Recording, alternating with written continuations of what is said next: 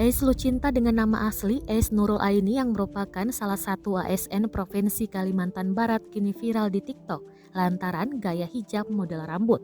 Hingga kini akun TikToknya dan juga Instagramnya diikuti ratusan ribu pengguna.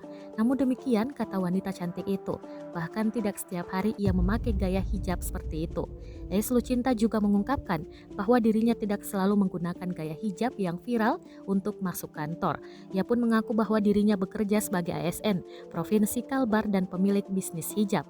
Bahkan Es Lucinta mengaku saat ini aktif di berbagai kegiatan sosial, salah satunya berbagi makanan siang gratis setiap hari Rabu dan ikut berbagi sedikit rezekinya.